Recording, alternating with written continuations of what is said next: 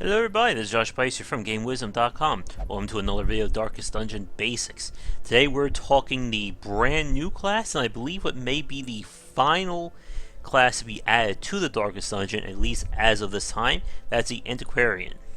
The Antiquarian is a support class specifically designed to help alleviate some of the grinding of the Darkest Dungeon, which has certainly been a common complaint of the game.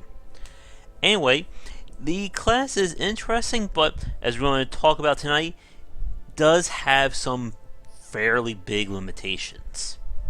Let's start with the two obvious ones. She has the lowest damage and lowest health of just about anyone else in the game. She has fairly decent speed, but this is a class that is not designed around really any kind of offensive measure. And you'll see that with the limited skills she has. First one, Nervous Stab. This is a melee attack that is special by the fact that it can be done from any position and can hit rows 1 through 3 on the enemy's line. 90% base accuracy, not bad, but again, you're dealing with a 3 to 5, at least at level 0 attack. Festering Vapors, her Blight ability, not bad, she can target anyone with it. The blight damage, at least at level 1, is nothing to sneeze at, but it does get improved.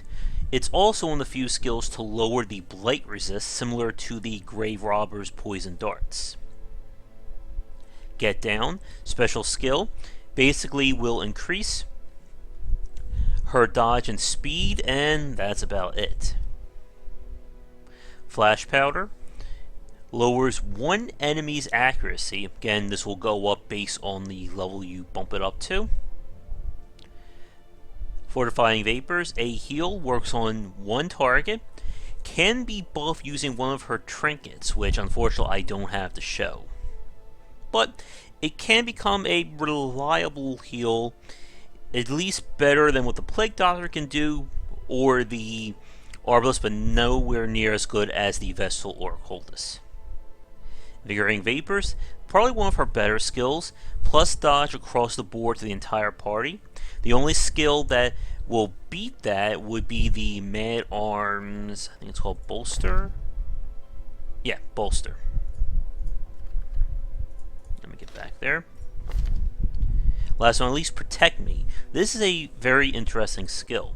Raises dodge and protection on whoever she casts it on, and then that person will now guard the Antiquarian. Meaning, if the Antiquarian is hit by an attack, whoever you use Protect Me on will take that hit instead. It's almost like a reverse protection from the Man-Arms. The dodge and protection do last, I believe, 2 turns, while the guard only lasts 1. Now, besides these skills, the Antiquarian has 2 special passive abilities that you won't see here.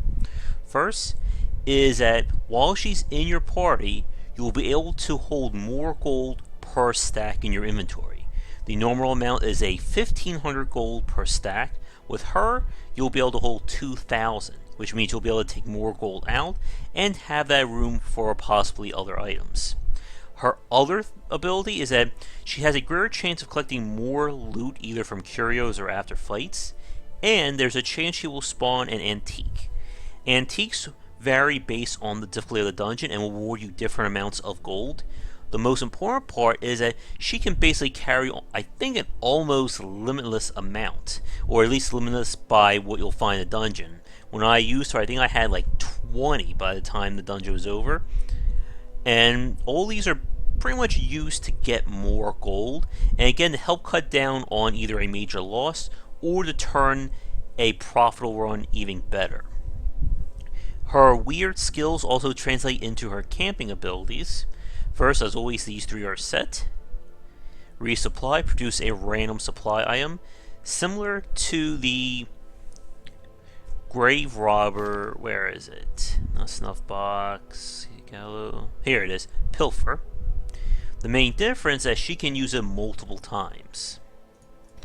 Oop. Let's get back there.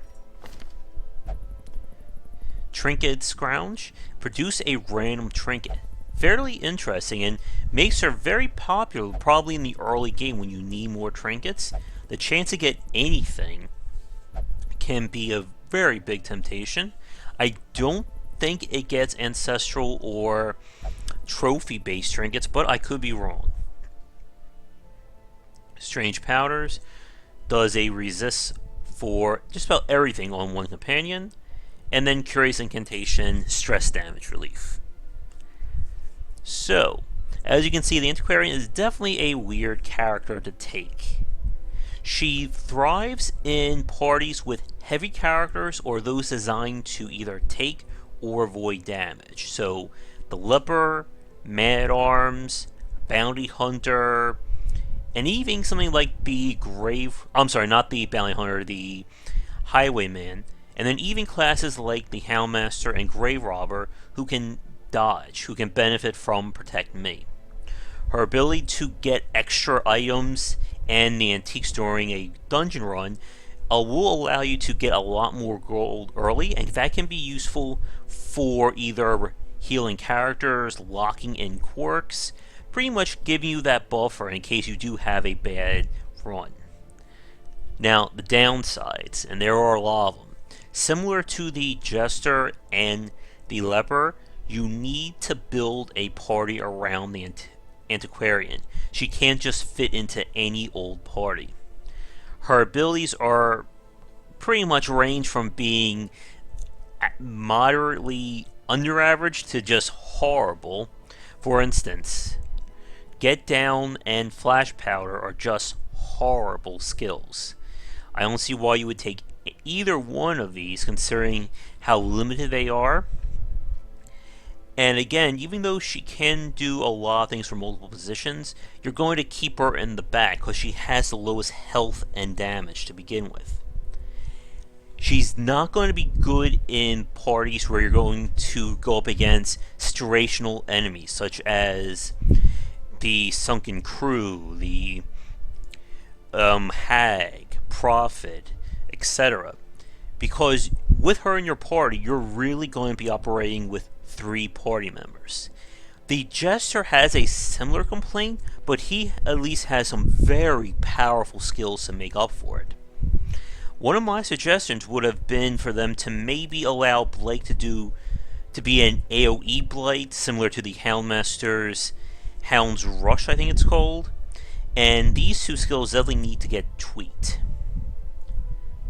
If you're going to take her in a party, you're going to probably use Protect Me most often, and put that on someone, again, like the Man-at-Arms, Leper, etc., who's designed to take that damage. I would also recommend not taking her into a Shambler run, although I have heard some people say it's very useful. At the higher levels where you're dealing with just constant AoEs and all those crazy stress attacks, she just won't be able to do much. I'm honestly surprised she doesn't have any kind of stress recovery, considering her role supposedly as the support class. Trinkets, she has a very interesting variety of trinkets exclusive to her. Unfortunately, because they were all added in after release, I have not gotten any in my space yet. One that I have seen, I think it's a candle that increases her healing by 55%, which is sounds like a lot, and it's what's going to turn the fortifying vapors into a okay off heal. Maybe, still have an occultist or a vessel as a secondary healer, but she can still do the job, at least as a backup. As for quirks, again, nothing you're going to get on her is really going to turn her into an effective fighter or healer or anything like that. I would probably suggest getting quirks that raise dodge, and, well, I think maybe something for her range attacks. But other than that, this is probably the only class in the game where there really aren't any quirks that are going to radically change her.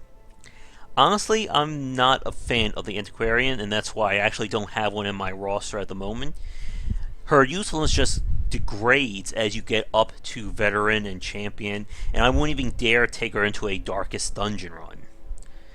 If Red Hook wants to see more utility or make her more popular, I would say give her more skills to make her that support class. Something similar to the Jester, But instead of having, a very strong offense or something like that, just give her more general support skills to make up for the fact that you're just really not going to attack with her.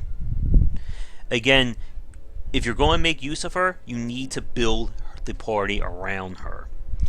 But if you need money and you want to go on a long apprentice quest, or really do design that party around her, she can earn you probably more money than you would ever be able to get otherwise.